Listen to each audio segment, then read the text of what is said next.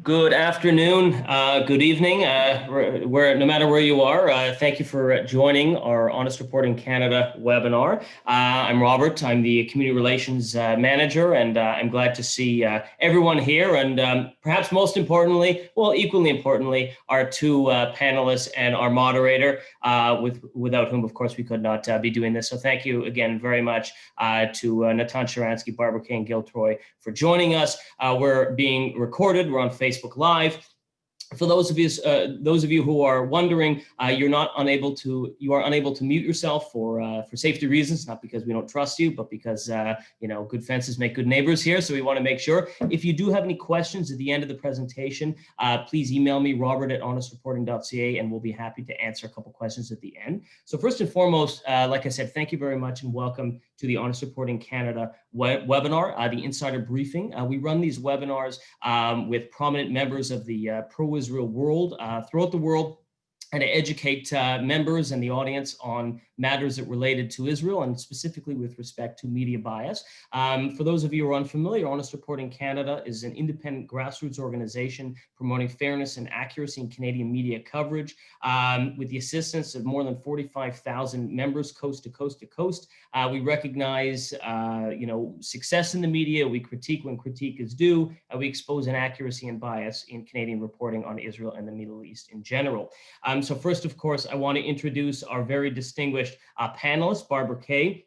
Barbara Kay, of course, many of you know her from the National Post. So Barbara Kay is an esteemed journalist from the National Post, has written, for the Post Millennial, many other publications, based in Montreal, and a very distinguished journalist, commentator, and really, I would say, public intellectual. So it's very much a privilege to have Barbara joining us today. Of course, she will be, her role, of course, today will be the moderator for our very esteemed panelists. First, of course, is Natan Sharansky. So first, for those of you who are unfamiliar with Natan Sharansky, he is an Israeli politician, human rights activist, and author who, as a refusenik in the Soviet Union during the 1970s and 80s, spent 9 years in Soviet prisons. He served as chair of the executive of the Jewish Agency from June 2009 to August 2018. He is currently serving as chairman of the Institute for the Study of Global Anti-Semitism and Policy. In 1995, he co-founded the Israel Ba'aliyah political party, which won 7 seats in the Knesset the next year. And he served as a cabinet minister under Prime Minister Ariel Sharon between 2003 and 2005. And he retired from the Knesset in 2006. Professor Gil Troy, who I believe is our first ever returning champ for the webinar. So welcome back, Professor. You are a distinguished scholar in North American history at McGill University, currently living in Jerusalem. He's an award-winning American presidential historian and a leading Zionist activist. Recently recognized, designated rather, and the Allgemeiner J100, one of the top 100 people positively influencing Jewish life in the world. He's published essays in the American, Canadian, and Israeli media, including writing essays for the New York Times, campaign stops in 2012 and 2016, and he wrote a weekly column for the Daily Beast Secret Lives, putting current events in historical perspective, and writes a weekly column for the Jerusalem Post. So again, I want to thank everybody for joining us. In just a moment, I am going to unmute actually I'll do that now. I will unmute our 3 speakers, and Barbara will be able to take it away from there. And again, at the end, if you have any questions, email me, robert@honestreporting.ca, and we can have questions answered at the end. And without further ado, off to you, Barbara. Thank you, Robert. It's a great honor to have the privilege of moderating this webinar with Mr. Sharansky and Professor Troy, and I thank Honest Reporting for affording me this opportunity. Never Alone is a beautiful book, beautifully written and deeply absorbing book chronicling the life of one of history's greatest freedom fighters through 9 years each of life in the Soviet prison system, then politics, and then on the front lines of the battle to unify the Jewish people and to fight global anti-Semitism. I have 7 questions, 3 for Mr. Sharansky, 2 for Professor Troy, and 2 for either or both. I'll let you decide. If we pace ourselves with 5 to 6 minutes per answer, we'll have time for a few questions from those tuning in. So let's get started. My first question is for Mr. Sharansky. Rather than ask you about your time in prison in the Soviet Union from 1977 to 86, I'd like to take you back to your trip to Russia in 1997 as a free man and Israel's new Minister of Trade. It was an emotional journey for you and your wife, Avital. You visited the grave of your father, who died during your incarceration. You visited the grave of your beloved mentor, the great scientist and dissident Andrei Sakharov, whose funeral you had not been allowed to attend. And you even visited your old punishment cell in the Lefortovo prison. I don't know if I pronounced that right. You also had a chance to take the measure of Vladimir Putin before he became president of Russia. So tell us a bit about that trip and what it meant to you. And once you're at it, perhaps a word about Russia's relationship with Israel then and now. Big order, I know, but. Okay. The returning to Russia, in fact, 10 years after I left, in a very dramatic way, prison and by the airplane straight to Berlin, crossing the bridge, then meeting my wife after 12 years, then Israel airplane takes us to Israel, and the day which started in Soviet prison finished near the Kotel with my people, with our country celebrating this victory. So, and then for 10 years, I was not there, and I am coming back as a minister. And I put as a precondition of this trip, and Russian government, it wasn't yet Putin, it was Yeltsin, but they wanted me to come. They wanted to show to the world that the past, it all belongs to the past, and now we changed our positions and our attitudes. But I put a precondition. I said that I want also to visit my prison, Leforto, alma mater. And it was a little bit confusing because it is still acting KGB prison, and there was never visitors. But after almost a month of going back and forth, they agreed. And when after all these meetings with the ministers and a very exciting meeting with Jewish public of Moscow and visiting the graves of people who are dear to me, I took my wife and we went to the prison. And there I said them that I really wanted to see punishing cell. They said, no, we don't have now punishing cells anymore. I said, you know, I'll take you to punishing cell. So they waited for some minutes, and when we came there, it was clear that it is punishing cell, which just now the prisoners are taken away from there. And it is a very tough and very cold place, and in the most difficult moments of interrogations, there was a year and a half interrogations, they were putting me in a punishing cell. I asked them to leave me alone with my wife, like for 5-10 minutes. I was telling her different stories, which of course she knew before, but one thing is to know it and the other to show how it was in practice. For example, how there are 3 pieces of bread and 3 cups of hot water a day. And it's very cold. And so before you're drinking this cup of water, you try to warm all your body, and you're trying to show to Vitaly how you're doing it, and all other stories. And then when we went out of there, and there was a lot of journalists who were around because they simply accompanied me to the prison. Never before there was such, there is a guest visitor in the KGB prison. And it was like spontaneous press conference near the prison in the deep snow. And one of the first questions was by CNN was, why did you do it? Isn't it painful? Isn't it self-torture to go back? And I said, to the contrary, it's one of the most inspiring moments. Only think for a moment. 20 years ago, I was arrested and was here. So by far, the most powerful dictatorship in the world and the most threatening secret police in the world. And the leaders of this secret police are telling me that everything is finished. You are alone in this world. It is the end of all Zionist activity. It's the end of all dissident activity. Everybody's in the prison. Jewish leaders are afraid to mention even your name because they are afraid that you're really involved in espionage. And he said, and that was 20 years ago. And now, 20 years after, Soviet Union doesn't exist. KGB, as it was, doesn't exist. 2 million Jews left Soviet Union. 1 million of them lives now in Israel. And for all these 200 million people, the life is more free. And all this is what was made by a small group of Jews who went back to their identity.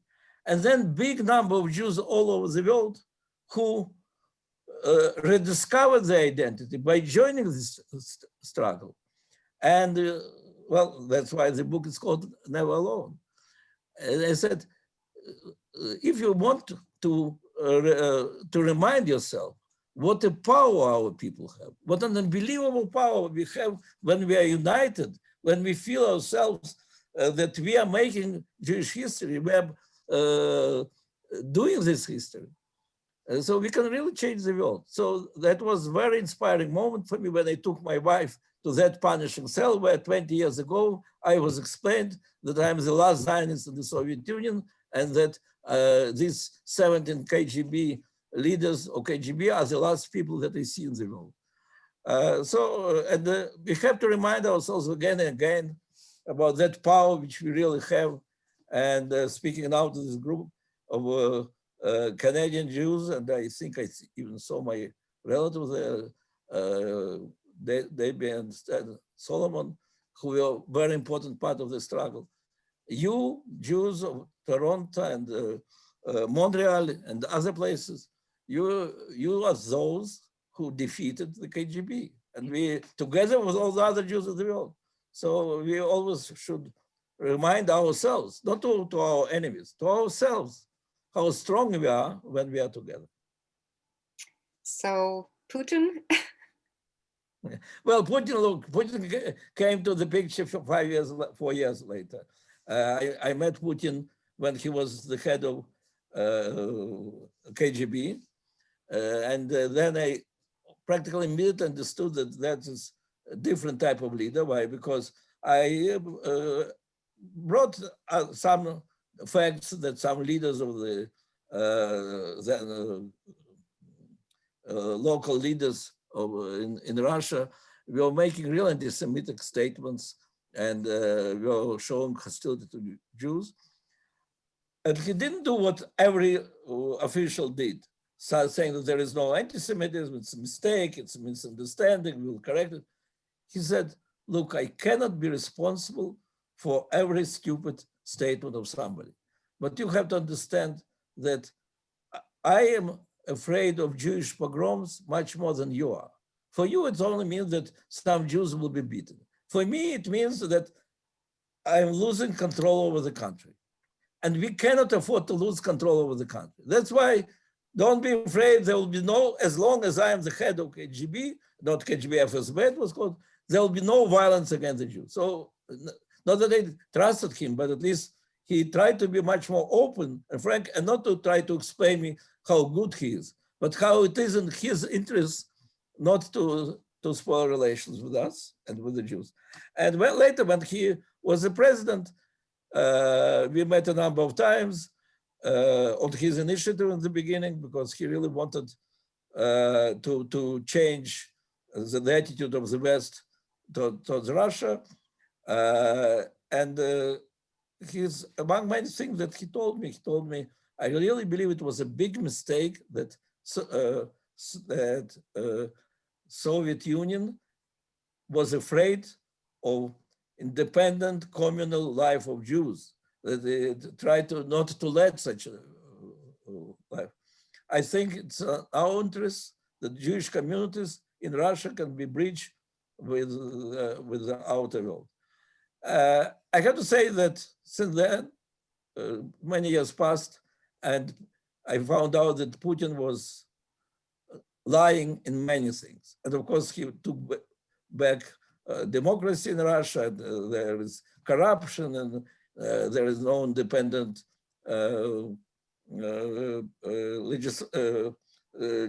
courts. And there are many problems. As a human rights activist, I can say many bad things about Putin. But I have to say what he told me then about his attitude to Jews and to Jewish communities, he really keeps his word until this day. Okay. It's the first time in the history of Russia that the one who is the leader doesn't hate Jews, and even in many ways likes and sympathizes to Jews and so on. Having said all this, let's not kid ourselves. He is not a Democrat. He took Russia back from many democratic institutions which were built in the 90s. And he has his own interests. Iran, strong Iran, and good, strong base in Syria. That's his cards against America. And he's not going to give up them only because he has some sympathy to Jews. So we have Okay. to Okay, no, I get it. Okay, thank you. Okay, my next question, Professor Troy, this book has been described as a love letter to the Jewish people and to the state of Israel. You and Natan Sharansky are both ardent Zionists, even though you have come to your Zionist calling from such different backgrounds. Tell us about how this wonderful partnership came to be and a bit about the process of your collaborations. Thank you, Barbara. And let me say, first of all, what a thrill it is to be with you on the call. You're such a role model. And when you compliment the book as being both well written and having a vision, given how eloquent a writer you are and your own social activism, it's really a thrill. And I want to say hello to all my Canadian, not friends, but family on the call too. In many ways, I found my Jewish voice during my years in Canada. And in fact, in many ways, that's the genesis of my extraordinary partnership with Natan Sharansky. As you emphasize, we might look alike with our balding domes, but beyond that, he grew up in this vast prison camp called the Soviet Union. I grew up in the luxury and the freedom of North America, especially specifically in New York. I'm a loner. I'm an academic. I write by myself. I play in my sandbox by myself. I don't write with anybody else. I've never collaborated on a book with anyone else. During the 1980s, when he was in the Gulag, and every time I hear his stories of being in prison, being in the punishing cell, it's unbelievable. I was being a spoiled brat of Jewish history, enjoying studying history at Harvard. And so the gap is quite tremendous. Moreover, during the years that we were working on the book, which took us 3 years, we argued about style and wording and logic, and yet ideologically we were on the same page. We didn't have one ideological difference between us. And so that gets to the core of your question, which is how did this evolve? And in many ways, there's Canadian content here, which is that in 2000, 2001, 2002, during the deterioration of the Oslo peace process, when Palestinians turn away from negotiation straight back to terror. And immediately, especially in Canada, Israel is blamed. Israel's on the docket. And I'm sorry to say at the time, Montreal, you were one of the few voices that was standing up, but there were very few academics who were standing up to defend Israel. And I started writing for Israel, defending Israel, and celebrating Zionism. And as a result, I wrote a book called Why I'm a Zionist, which was based on an 800-word op-ed I wrote in the Montreal Gazette for Yom Ha'atzmaut, Israel's Independence Day in 2002, just celebrating how lucky we are to have this extraordinary Jewish state. And through there, I started doing more activism on a global stage and met Natan. He was at the time Minister of Diaspora Affairs. We corresponded. We met a couple of times when I was in Jerusalem. And then when I came out with my more recent book, The Zionist Ideas, I asked him to write the preface. And we had this crazy meeting in his office in the Jewish Agency in Jerusalem. I thought I was going there to ask him to write the preface. Now that I know him, I know that he'd gotten the email earlier, decided yes, and just assumed I knew. He was asking me to co-author his next book. So we had this kind of odd meeting where I'm asking him one thing, he's asking me another thing. And we actually got both. I got the preface and we got this extraordinary 3-year partnership. And the core is that we're using his life story. We're calling this book a manifestoir or a memoir festo. It's a manifesto memoir. It's not just about the story. It's about the core ideals. And indeed, that's why it is a love letter to the Jewish people, because the idea is that you're never alone when you're part of this extraordinary network called the Jewish people. You're never alone when you're part of this heritage. And we're trying to use the book and use the life story to encourage dialogue, to get us back to understanding that we may disagree on certain things, but we can still talk to one another, learn from one another, and work with one another. Well, that's great. I love that word, memoir festo. That was very, that was very good. Okay, Mr. Sharansky, the wave of Russian immigration to Israel was a huge triumph, but also a huge challenge for the party that you created to represent them. Clashes with the ultra-Orthodox and the Mizrahim made you, quote, very uncomfortable, undoing all the unity I believed in. Have these challenges been resolved? First of all, if all the challenges will be resolved, the life will be very boring. So not all the challenges, but yes, look, we created the party after many years, I would say, of hesitation, because the last thing which I and my friends wanted was to create kind of Russian ghetto, to have a party which wants these immigrants forever to be Russians in order to vote for us. We had such and have such precedents in Israel. Our idea was that these 1 million Alim have to be integrated as quickly as possible. And we came to the conclusion that with all what we can do out of Knesset, and we did a lot to help through different organizations to new immigrants. But in order to reach real equality and integration, representatives of new immigrants have to sit in all those places where decisions are made about the future of the country. And when they are part of the decision process, then they will become really fully equal citizens. And that's really what happened. So with many problems which there were, some social housing for needy, to work in profession, and many other problems. All of these problems were partially solved. But the very fact that the representatives of Aliyah were in Knesset, in the government, in municipalities, there were deputy mayors from Beersheba to Haifa, people who hardly spoke Hebrew, but they were part of the decision how to spend money on education, how to spend money on housing, and so on. And that helped to accelerate the process of integration. I don't think there is any other example in history, in any country, that 20% of population, that the population increases on 20%. And these newcomers, not their children, not their grandchildren, they themselves, in 15, 20 years from now, from coming, their average income is equal to the average income of all the other Israelis. Yeah. That not every engineer could work in his or her profession, but everybody got enough opportunities to adjust his unique knowledge. After all, this was Aliyah with a lot of knowledge, with a lot of ambition. Their Jewishness was expressed from our childhood. We learned from our parents that because you're a Jew, you must be the best in your profession, physics, mathematics, chess, whatever. That's the way of survival of Jews in Soviet Union. So this intellectual elite of the country of 200 million is coming to Israel. And what could be a big drama, almost tragedy, almost loss of all these talents, turned into one of the most successful integration process.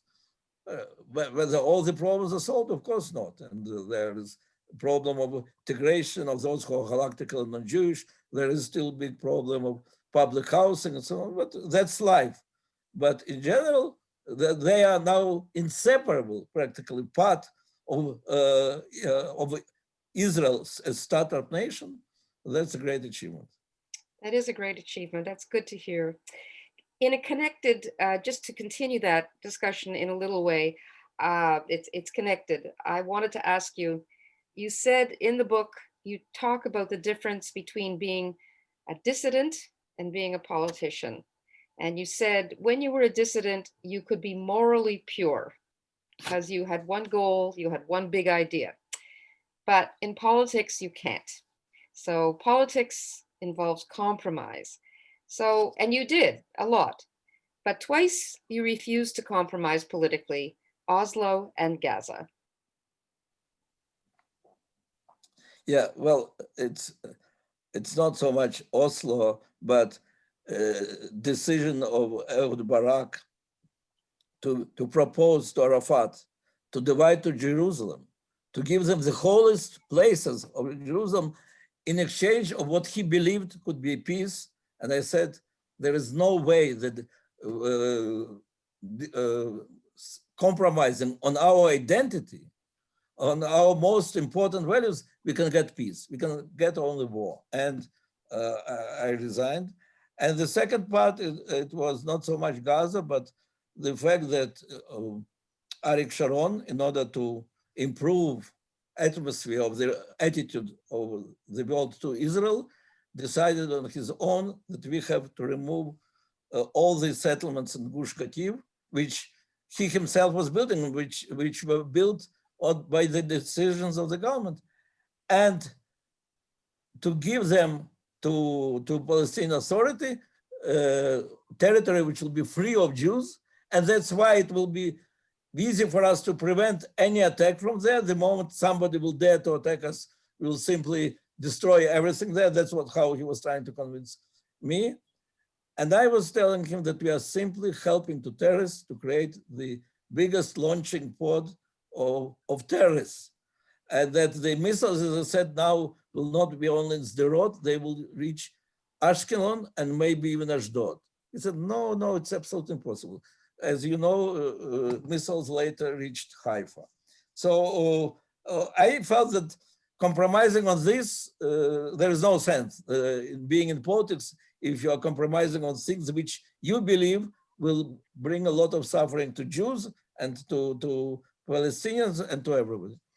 But in general, I have to say it's difficult to come to politics from your dissident background, because the life of dissident and of Jewish Zionist fighter in the prison, in fact, morally, is very easy. It's difficult physically, but it's very easy.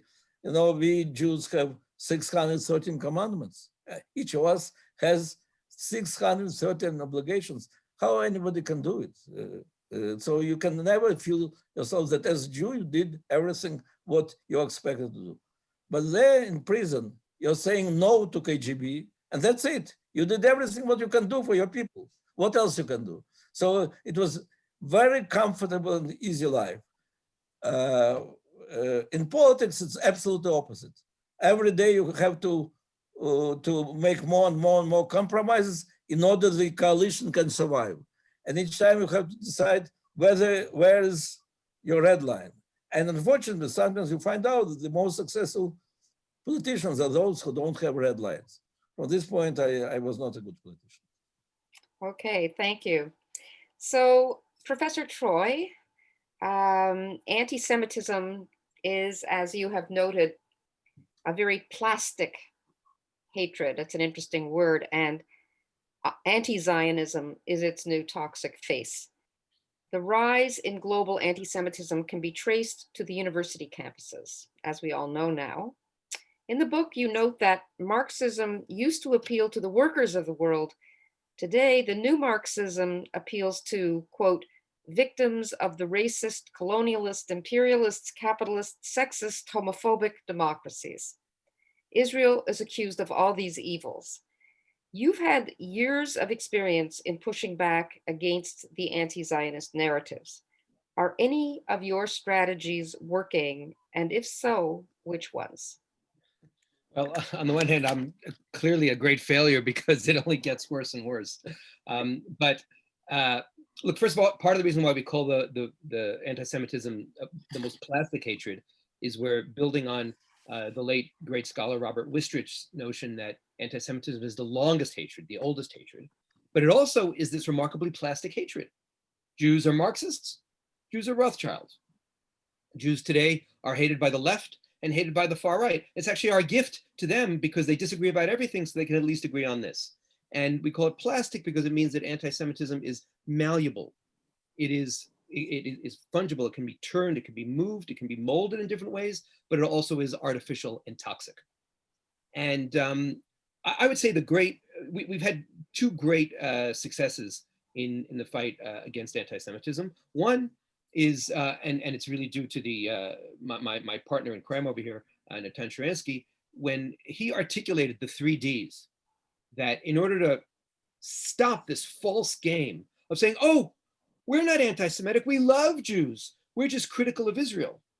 And he said, well, if you demonize this one country again and again and again, and if you subject it to disproportionate criticism, and you delegitimize this one country again and again, those 3 Ds, which we as Jews unfortunately recognize as part of our long history of being oppressed, then you are indeed not just anti-Zionist, but you're truly anti-Semitic.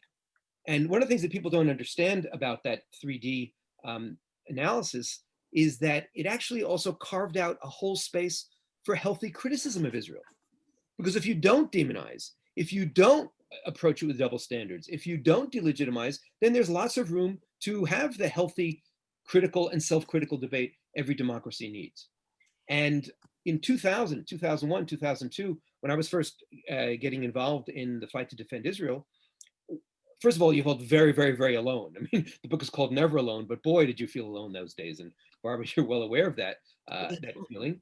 And if we look in the last 20 years, we now have this criterion that has been accepted by many international bodies.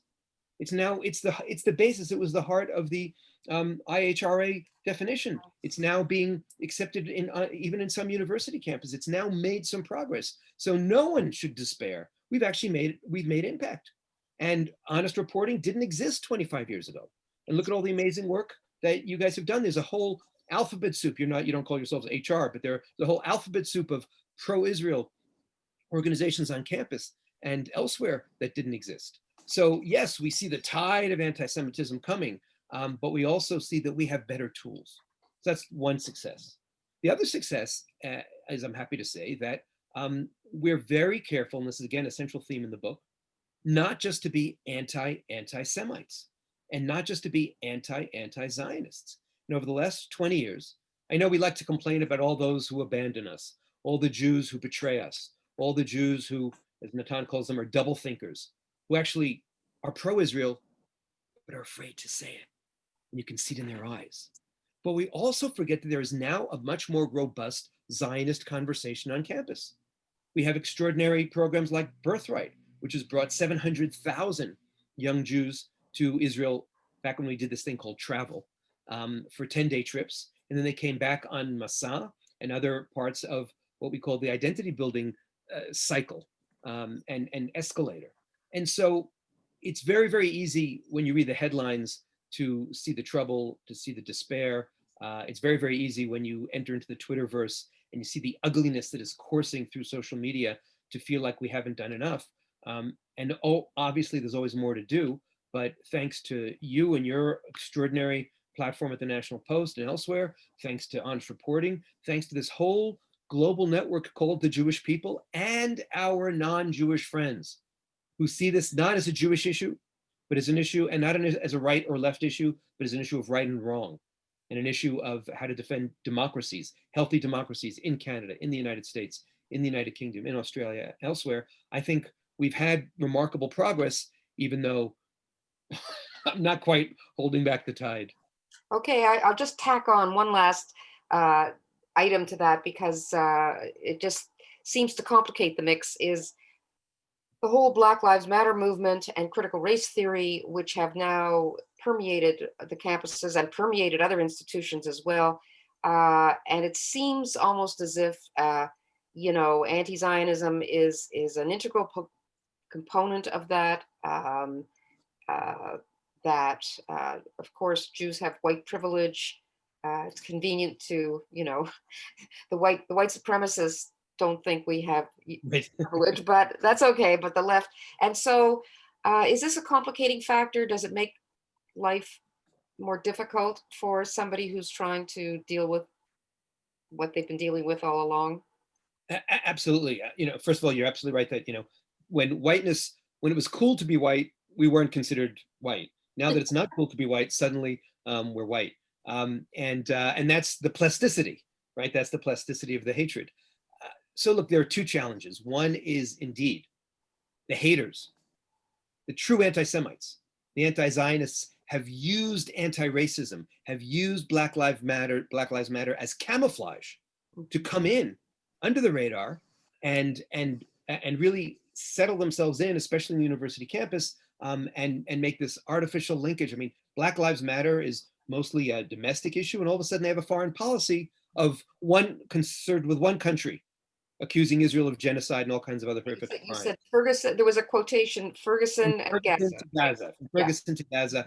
And then there were these horrific cartoons showing Minneapolis policemen and Israeli IDF soldiers with their knees on the neck of George Floyd and of Palestinians. There's this new big lie going around that it's not a problem. It's not due to American police and American racism that blacks get beaten, but it's due to IDF training exercises and training techniques. It's extraordinary. But that's almost easy to fight because the lies are so blatant, are so aggressive, are so outrageous that many of our Jewish students can see that. What's harder for them and what's harder for us is this whole new language of intersectionality, of white privilege, of white fragility, of anti-racism. And our kids want to be anti-racist. Hey, I want to be anti-racist. In fact, I am anti-racist. And Natan Sharansky is anti-racist. And to be a good Zionist, you're not a racist, but you're an anti-racist because you have to have zero tolerance. If you're going to fight anti-Semitism, the most effective way to fight anti-Semitism is by having zero tolerance for all forms of hatred. But the great big lie that's emerging now is, well, if I'm against anti-racism, I must be racist. No, the opposite of an anti-racist is a good old-fashioned liberal. And anti-racism and these terms are taking essentially good ideas, which is, yes, you have to fight racism. Yes, let's be honest, when you walk down the street in certain American towns, if you have skin that's lighter rather than darker, you do have certain advantages. But the learning curve that could emerge from that is distorted because these terms are hijacked to eviscerate Jewish identity, to demonize the Jewish people. And I'm actually right now in the middle of an article tracing what was going on during the summer, where the most establishment of establishment Jewish organizations in the United States of America sent out curricula teaching not just young Jews, but Jews of my advanced age, how to be anti-racist without any criticism. And they swallowed this line, this one particular interpretation, hook, line, and sinker, without acknowledging the degree to which it makes the Jewish immigrant experience one of oppression, of oppressors, of people who once oppressed turning into oppressors, and how it really undermines Jewish identity. So we ourselves, we grown-ups, are undermining our case, and our young people are often unprepared to see that because they want to be part of that team. And so yes, it's another challenge, but thanks to the good work of everybody on the call, we'll be able to meet that challenge too. And we've had, I'll also say one success. In 2016, Black Lives Matter had that manifesto in which they had that foreign policy line. Go online, try to find their manifesto. They've taken it down, and their 2020 manifesto didn't have a foreign policy. Why? Because we pushed back. Why? Because we honestly reported. Why? Because we stood tall and stood strong. Does that mean that anti-Semitism and anti-Zionism has been eliminated from the movement? No. But if it goes a little bit underground, that's a victory. You know, this is very encouraging to hear you say this because we see a lot of bad news. And I personally feel a little bit better just hearing you talk about some. No, I mean, sometimes the success is not evident because that's not in the news, but it's very good to hear about these successes. So thank you very much for that. David Well, Ben-Gurion and Golda Meir said that you can't be a Zionist and a pessimist. So I have to be an optimist. well, that's a good slogan. Okay, so this question, I don't mind which of you wants to take it. You can thresh it out or divide it up or whatever. Great. So, okay, Donald J. Trump, you knew we'd get there. Israelis appreciate what this controversial American president has done for Israel, moving the embassy to Jerusalem, conditioning aid to the Palestinians on their willingness to negotiate in good faith, canceling the Iran treaty, brokering the peace deals with neighboring Arab states that have ruptured the logjam of the illusory peace process, etc. But most American Jews hate him with a passion. So I'd like your thoughts on that. And also, what would it mean for Israel if Joe Biden wins the US election? Natan, you start and I'll finish. Yeah. Well, look, that's a very good test case for Jews and Israel. We discussed in this book a lot about it, that we don't have to expect that the other part of Jewish people will feel exactly like you. We, Israel, half of Jewish people chose to live in Jewish state in the Middle East. What makes our top priority, of course, to defend it. And half of Jewish people chose to live as a minority, as a Jewish minority in liberal society. And for them, for their survival, it's the number one demand is to make sure that society will continue being liberal and accepting them as a minority. So here comes a president who does unbelievable things for Israel. Everything what you mentioned are absolutely unprecedented historical decisions, whether it is about the embassy or about canceling the treaty with Iran, when everybody except Bibi Netanyahu in the world was saying that it's impossible to cancel, and everybody in Israel knew how dangerous this deal is, how it helped to the terrorists to build the whole army against us, and he canceled it. So, and I'm not speaking about the last Abraham Accords, which of course will change I believe, the face of the Middle East.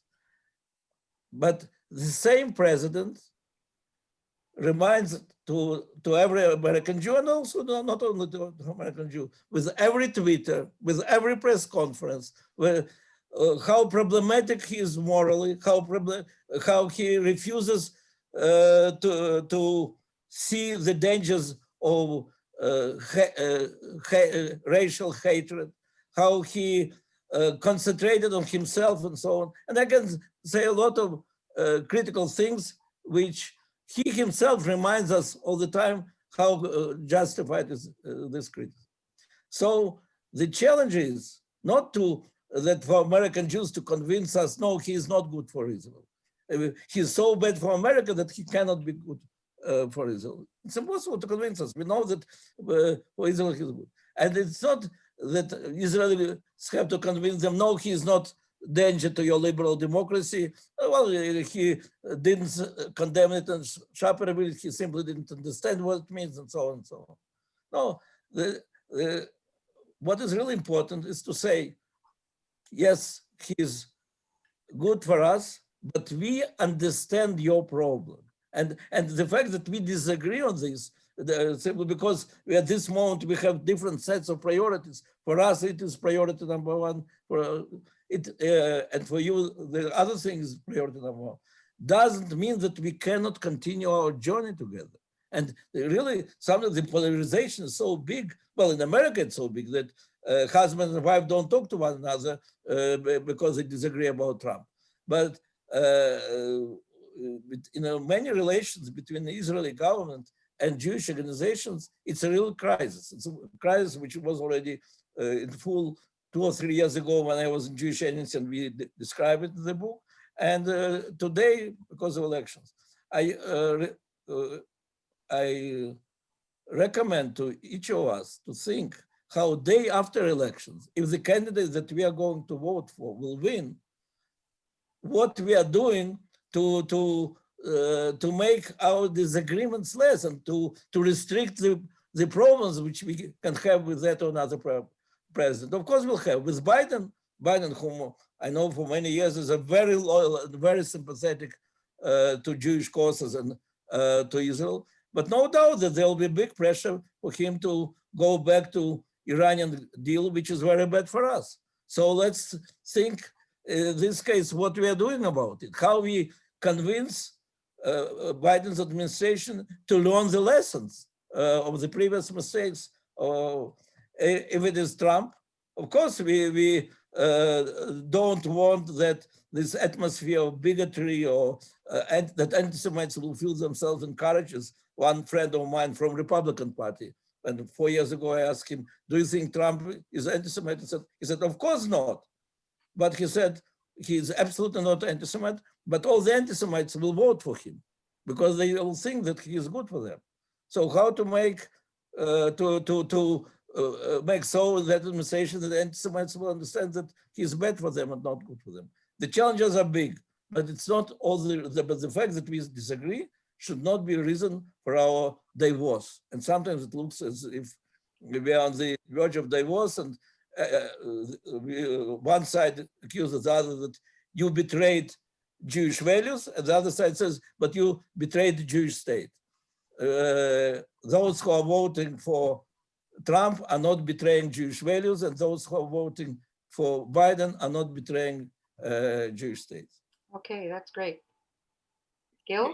Your excellent question gets to the heart of the insanity of the moment, that people forget the Ed Koch rule. Ed Koch said when he was running for governor, he was mayor of New York, of course, said, if you agree with me on 7 of 12 things, please vote for me. If you agree with me on 12 of 12 things, please see a psychiatrist. And the notion that honest people can't say, you know what, I'm voting for Donald Trump, except I really hate the way he approaches issues of bigotry and morality and things like that, but I'm doing it because I like his Israel policy or I like his economic policy, but yet he has flaws that others can't say, oh, you know, I'm voting for Joe Biden, but yeah, I do worry about us going back to the Iran treaty, which was such a gift to Hezbollah when millions of dollars in cash were sent by the Obama administration to the Iranians. I worry about the fact that we saw tremendous progress with the Abraham Accords, and will Joe Biden take us back to the tried and failed attempts from the Oslo peace process? And then we actually can have not only a healthy conversation, but our right-wing friends can try to clean house in the right wing, among the right-wingers, just like they have to do with anti-Semitism. And our left-wing friends can try to clean house among left-wingers, as they need to do with anti-Semitism as well. But that inability to acknowledge any complexity, that inability to acknowledge any flaws on your team is very problematic. You know, I don't want to make any of my Canadian family and friends feel badly, but it was 27 degrees Celsius in Jerusalem today. We're still praying outside. We've had this remarkable explosion of what I call pop-up minyans on Shabbat. Down the street from us is a beautiful minyan, and I admit I was talking during prayers. Actually, I was being talked at during prayers, and this one guy from Brooklyn who now lives in Jerusalem was telling me about an exchange he had with his brother. And his brother said, look, I would throw Israel under the bus in order to avoid 4 more years of Trump. And my friend said, I acknowledge that Donald Trump is a bully and is divisive and is demagogic. But on my list of priorities, I'm sitting here in Jerusalem, it's more important for me, his Israel policy. And although they're no longer talking, the two brothers, what I loved about the exchange was they at least had the intellectual honesty to acknowledge complexity. And what we try to do in the book is acknowledge the complexity, invite people into a conversation, as Natan was saying, where, yeah, we can have certain things on which we agree and certain things on which we disagree. The problem is these days in social media, all too often in Hillel programs, all too often in newspaper headlines, we only emphasize the disagreements and we forget the core values, the broader vision, and the ultimate goals that unite us. I love both your answers. Those are great. And I hope a lot of people will use some of your excellent suggestions in dealing with it. Some of us have friends and relatives. We're on the opposite side of the fence. This has been a very tough election. Even though we don't vote, we're in Canada. Nevertheless, we take it extremely seriously. And For a lot of us, it's a source of tension with our friends, and I loved your answers, both of them. They really so civil and so warm and so unifying. Thank you very much. Okay, final question. Again, I'll let you decide together or either or both. So Benjamin Netanyahu and Israel's current situation. Short question. What is the best case political scenario for Israel's health as a nation, literally, as you navigate the current crisis, and in terms of the Zionist dream? What do you want to see happening here? Natan, and then I'll give my quick answer. Well, Bibi Netanyahu is a great friend. We write in this book about some things which are not known about him, how instrumental he was as Israeli diplomat, assisting my wife and some other Jewish activists against the advice of our State Department, meaning when position was what to be careful, don't be involved, and he was involved. And I knew him as for many years as a very passionate Zionist who did great things for our economy. Again, the fact that we turned from very closed, socialist-oriented economy to startup nation, there are many people worked, but his contribution to this is unparalleled. And also with the Iranian deal, when he really orchestrated the campaign of all the world, when he was finance minister and prime minister and until these days. Having said all this, as I think that America has a very good law that 2 terms for the president are enough. And at some moment, you feel very strong that that it is very important for your country that you'll stay prime minister for another year and another year and another year. And I think it became problematic. But even now, as to the look, still, as we write a little bit of the book in the end, because Corona only started, the way how he is organized collective think tank to deal with one another problem. The problem Corona is also very impressive.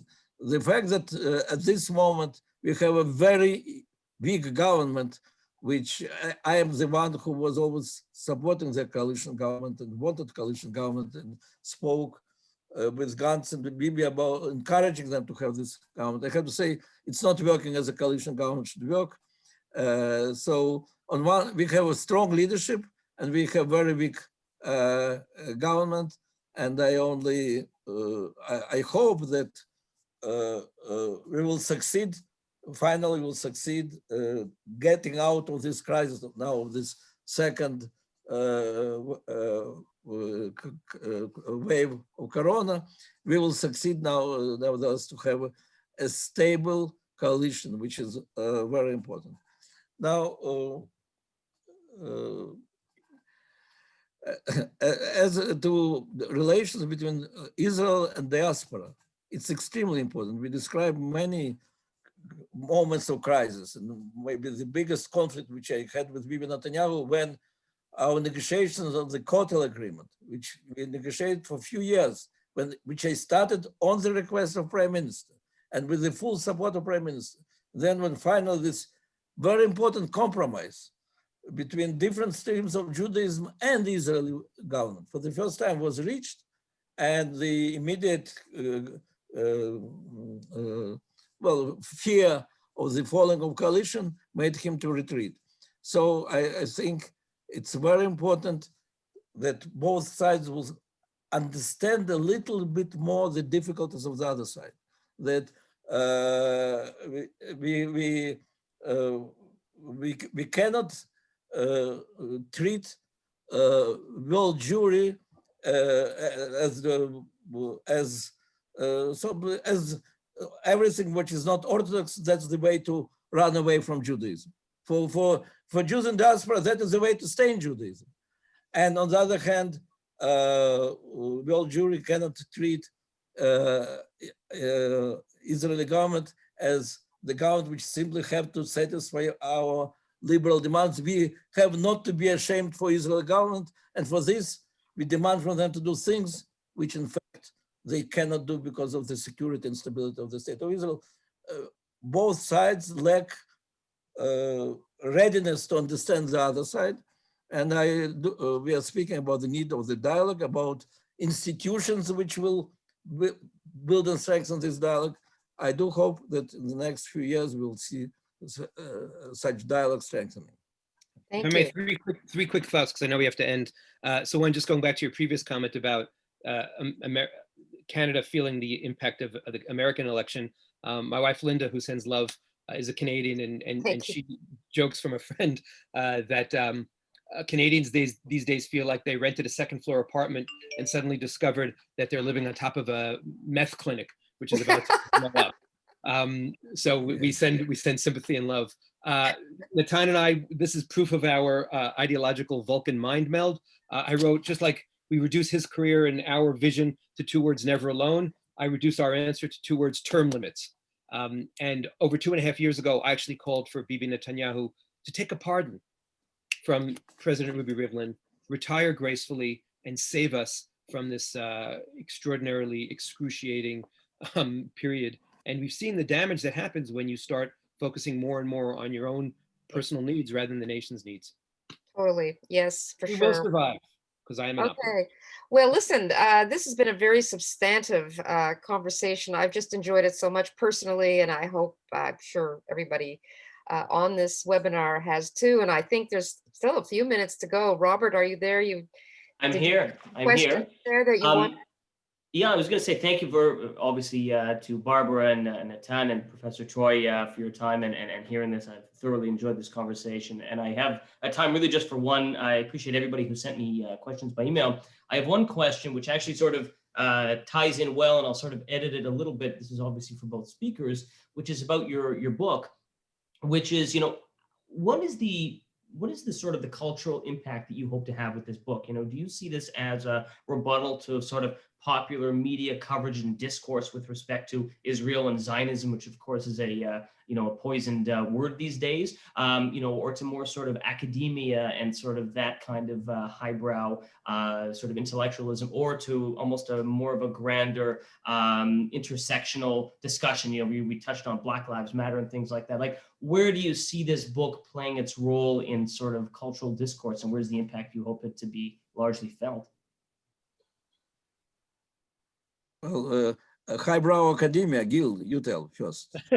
So look, I think, this has been a wonderful journey the last month and a half. I think our 2 big highlights were, one, we did an international call with Hillel, the student movement, and initially there were 160 students on the call, but by that night 1,600 students had watched, and by the next day 2,800 had watched. Oh my gosh. And that is really the core audience. And then someone, again in this pop-up minyan where I was praying, it's the only time I get out of the house, so that's the only source of my stories, came up to me and he said, I'm from the Yeshiva Flatbush in Brooklyn, and we have a consortium of schools, and we want to order 400 copies of the book for our high school students. And even more gratifying was, he said, we're not only going to donate the books, but we're also going to buy 200 copies for the parents, and we want everyone to read the book before we Zoom with you. And I think that's exactly what we're trying to do. That yes, we do have higher visions to hopefully trigger a conversation about Israel, to give people tools how to defend Israel, people of all generation. But the most important thing is reaching out to those young people. And those 2 moments were goosebumps. Those 2 moments made us feel like all the work and all the agonizing was worth it. And that's what we're really trying to do, reach that next generation, because they're our future. Wow. Yeah. Well, I'll say that by this book, with all the other books and with all the other of my activities, I want to reach one thing. I want to share, especially with young people, how it is exciting, how interesting, how meaningful your life is the moment you feel yourself part of these people and part of this journey. And that's all. Robert, that seems to me a great way to wrap up. I think so. Well, thank you again, everybody, for joining us. And I think at one point we were about 330 people, which I think is testament, obviously, to not just the importance of the discussion, but to our very esteemed panel. And of course, on behalf of Honest Reporting Canada, thank you very much for joining us. And please do, mark your calendars for next month, of course, when we are going to have another incredible speaker as well. And of course, visit honestreporting.ca as well. So thank you again, everybody, for joining us and to our Thank you, distinguished everybody. panel. Thank you, everybody. Thank you. Bye-bye.